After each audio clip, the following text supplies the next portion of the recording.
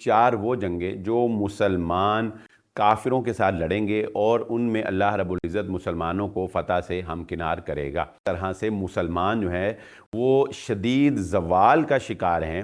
یہ سلسلہ شاید کہ امام مہدی کے آنے پر ہی جا کے رکے گا۔ کفار جو ہیں وہ مسلمانوں کے اوپر اپنا کنٹرول اور اپنا تسلط قائم کرتے ہیں۔ اسرائیل جیسی ایک ریاست جو ہے وہ عرب کے سینے میں گاڑ دی جاتی ہے خنجر کی طرح۔ عراق کے اوپر جو ہے وہ حملہ کر کے عراق کو کیپچر کر لیا جاتا ہے۔ افغانستان کے اوپر ایک بڑی تباہی جو ہے وہ برپا کی جاتی ہے۔ بسم اللہ الرحمن الرحیم۔ ہماری گفتگو سلسلہ وار امام مہدی سے لے کر قیامت کے قائم ہونے تک جاری ہے۔ آج جو حدیث ہم آپ کے سامنے رکھنے جا رہے ہیں، رسول اللہ صلی اللہ علیہ وآلہ وسلم نے اس حدیث میں چار جنگوں کا ذکر کیا ہے، یعنی چار وہ جنگیں جو مسلمان کافروں کے ساتھ لڑیں گے اور ان میں اللہ رب العزت مسلمانوں کو فتح سے ہمکنار کرے گا۔ اس میں یہ وہ چھوٹی چھوٹی جنگیں نہیں ہیں، بلکہ یہ یوں سمجھ لیں کہ یہ عالمی سطح کے اوپر یعنی بڑے پیمانے کے اوپر جو جنگیں لڑی جائیں گی اس میں ان کا ذکر ہے۔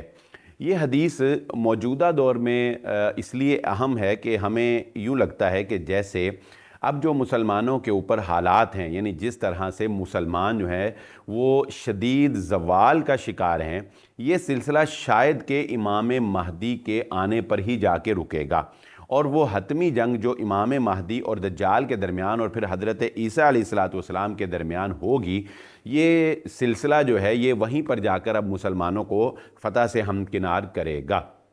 اس کی وجہ یہ ہے کہ یہ حدیث جو اس وقت آپ سکرین پر دیکھ رہے ہیں، رسول اللہ صلی اللہ علیہ وسلم نے چار جنگوں کا ذکر کیا۔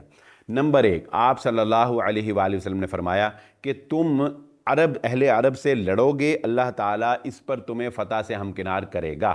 چنانچہ آپ دیکھ سکتے ہیں کہ حضرت عمر ابن خطاب رضی اللہ تعالیٰ عنہ کے دور خلافت میں ہی عرب جو ہے وہ مسلمانوں کے تسلط کے اندر آ چکا تھا، یعنی مسلمانوں کی سلطنت جو ہے وہ عرب کے اوپر قائم ہو چکی تھی۔ پھر رسول اللہ صلی اللہ علیہ وسلم نے فرمایا کہ تم کیسر و کسریٰ سے لڑو گے اور اللہ تعالیٰ تمہیں اس سے فتح سے ہمکنار کرے گا۔ چنانچہ یہ جنگ بھی مسلمانوں کی ہو چکی اور مسلمان اس میں بھی فاتح قرار پائے۔ پھر رسول اللہ صلی اللہ علیہ وسلم نے فرمایا کہ تم اہل روم سے لڑو گے اور اس میں بھی اللہ تعالیٰ تمہیں فتح سے ہمکنار کرے گا، اور یہ جنگ بھی مسلمانوں کی ہو چکی، اور آپ جانتے ہیں کہ اندلس کے اندر 800 سال تک اسلام کا ڈنکا جو ہے وہ بجتا رہا۔ اب یہ تین جنگیں تھیں، یہ اہم ترین جنگیں تھیں، اور یہ تینوں جنگیں جو ہیں وہ ہو چکی ہیں جن میں مسلمانوں کو بڑی فتح سے ہمکنار کیا گیا۔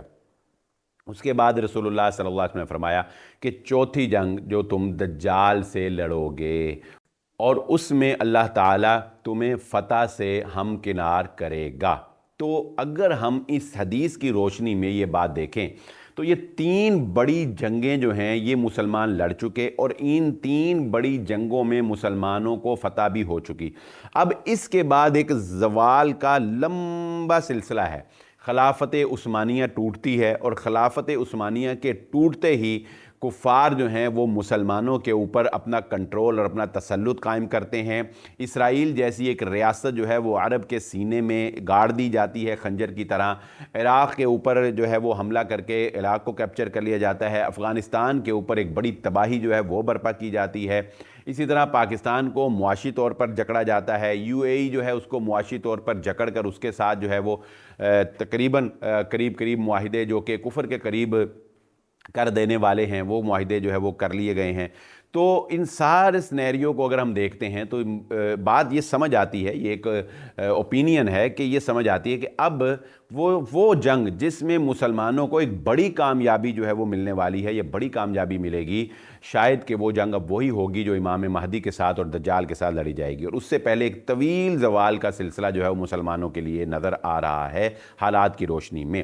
لیکن میں اس میں یہ کہوں گا کہ مایوسی پھر بھی نہیں ہے۔ تلک الایام نداولها بین الناس، اللہ تعالیٰ دنوں کو بدلنے میں دیر نہیں لگتے۔ ومکروا ومکر اللہ واللہ خیر الماکرین، دشمن چالیں چلتا ہے، شیطان چالیں چلتا ہے، کفار چالیں چلتے ہیں، لیکن جب اللہ تدبیر کرتا ہے تو ایک رات کے اندر اللہ تعالیٰ جو ہے وہ حالات کی کایا پلٹنے کے اوپر قادر ہے۔ خیر اللہ تعالیٰ تو سیکنڈ سے بھی کم لمحے میں بھی حالات کو تبدیل کر سکتا ہے، لیکن فار ایگزامپل دی ہے کہ جیسے کہ امام مہدی کا اللہ تعالیٰ ایک رات کے اندر ذہن تبدیل کر دیں گے۔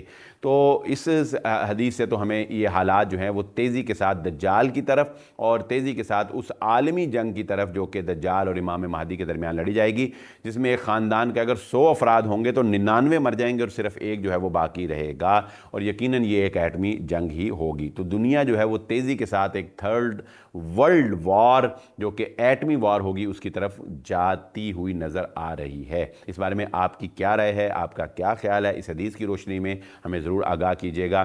مزید آپ کے سوالات ہم تک پہنچ رہے ہیں، ان سے بھی ہم آپ کو آگاہ کرتے رہیں گے کہ ان کے جوابات آپ کو دینے کی پوری کوشش کریں گے۔ بہت شکریہ۔ ہمارے اس سلسلہ وار امام مہدی کی آمد سے لے کر قیامت تک کے قائم ہونے کے دروس کا سلسلہ جو ہے وہ جاری رہے گا۔ اسی کے ساتھ اجازت دیجیے، اللہ حافظ۔